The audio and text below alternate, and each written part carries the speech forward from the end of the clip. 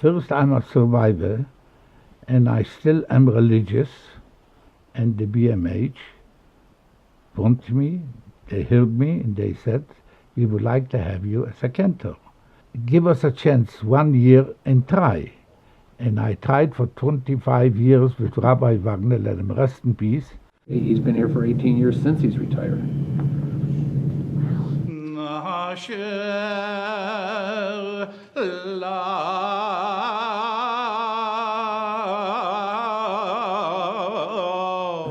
How do you describe his voice? A cross between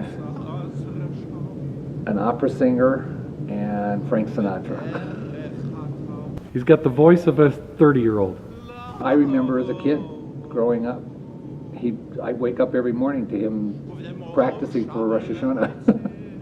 They like my voice, they like my davening, because I'm still a European davener.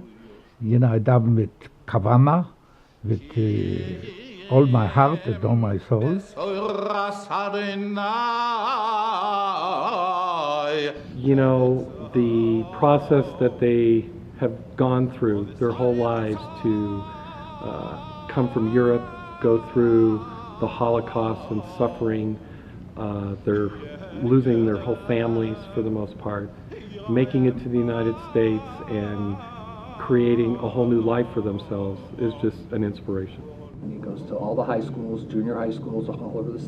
He'll go all over, wherever they want him. And he'll tell his stories and he'll talk.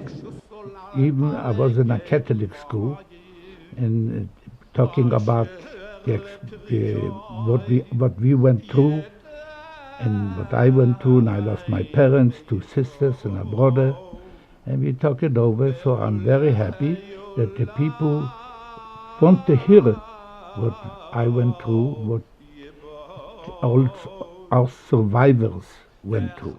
He doesn't want people to forget about the Holocaust.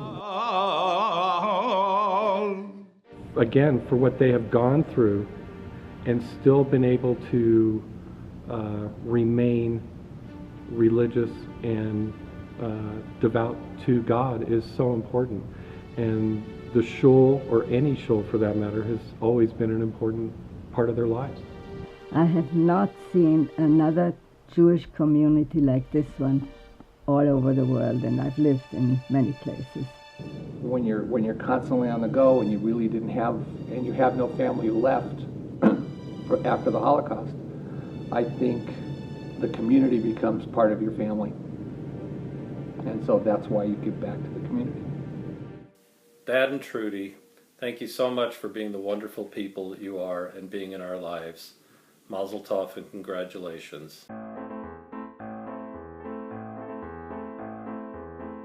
Well, I've been involved in the Jewish community all my life, and I've done a lot here in Denver, and I've done a lot nationally and internationally, and I've enjoyed every minute of it, and I'm very concerned about Jewish continuity and want to ensure that my children and grandchildren remain Jewish and enjoy it as much as I do. David says that he rebelled against everything in his life except Judaism. He's probably still doing that, but the most important thing for him is his involvement in community, and he wants to have Jewish children and grandchildren who are not just Jewish by birth, but committed to their Judaism, and he wants to see that amongst other people as well. It's hard to describe him because he's a wonderful gentleman. He's tall, athletic, and overdoes it with his athletics because he's had a couple of hips. David is always good for a laugh. He's also always good for cigars. I know for that reason he wished he had a lot more sons, only because he had a lot of cigars to hand out. I quit smoking many years ago, but he gives me one once in a while to chew. Even as a kid, a bar mitzvah boy in Salt Lake City, he was always on call for minyan. If they needed a minyan for a house of mourning or for something else, he was always there. David, I know, is very active with Ramah. I was founder and chairman of Ramah and the Rockies for about 15 years. And we've been up and running for 3 years now, and it's very satisfying to see a camp now with 250 kids. I know, well, of course I know he's active at National Jewish because he was a past chair. And still active, and he travels all over the country helping them fundraise. Jewish community has always been on the top of his lists of goals and involvements throughout the course of his life. He speaks very well Yiddish. We traveled to Germany together a number of years ago, about 4 or 5 years ago, and he would try to speak his Yiddish to see if it would work in German. But most of the German people spoke English. He has a love of Yiddish. It's interesting that at that stage of life, that later in life, he was determined to learn Yiddish, and he's learned it actually quite well. And the problem is David, when we play poker, he'll send out his notification. He'll do it in the Yiddish months and days. And we have one person who's not Jewish, part of the group, and we had to explain to him what it was. I think that David has gained a sense of fulfillment, a sense of purpose, a sense of meaning in what he does. And by looking at his children, it seems to me that that sense of commitment has been passed on to them because his children are committed as well. He has children and grandchildren not only here in the States, but in Israel as well, which he takes great pride in all of them. But the fact that he does have some in Israel strengthens that commitment to Jewish life and the Jewish people. He's a very generous and philanthropic gentleman. And I could say it in one word, he's a Mensch.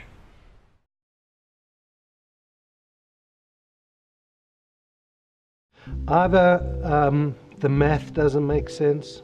I don't understand how he gets to be so good at critical care, a particularly demanding field of medicine, do the administrative work he does, do the research work he does, still be a family man, and still be available to anybody in the community who needs him or needs his help. I just don't get it, because that adds up to about 36, not 24.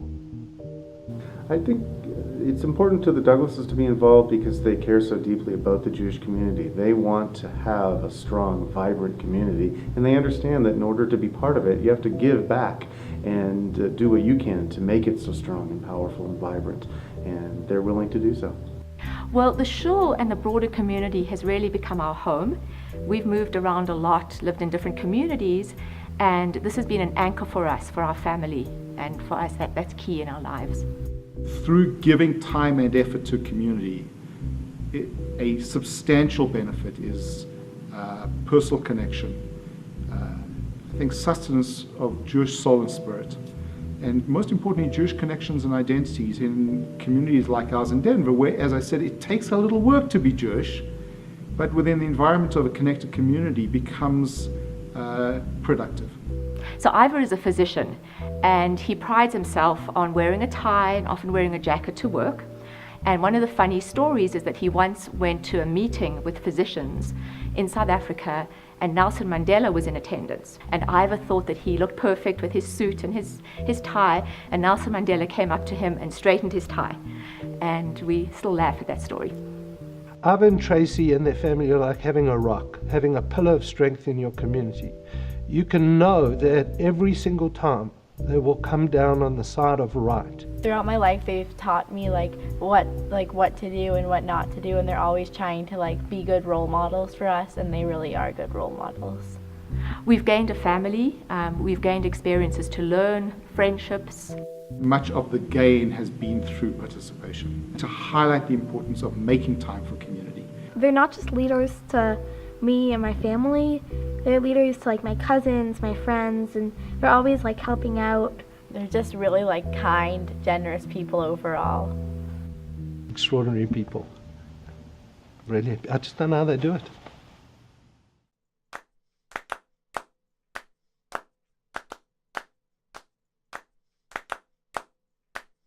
Lox and bagel. Challah or falafel. Fuss, which are cow's feet. The Cholent Devil Shabbos. Pastrami. Gefilte fish. Gefilte fish. Gefilte fish. Geharon, which is brains. Israeli salad. Kugu. Brisket. Shawarma. Matzo ball soup. Matzo balls. Chicken liver. Chicken liver. Tsung, which is tongue. Tongue and kishka. Anything my mother cooks, that's my favorite Jewish food.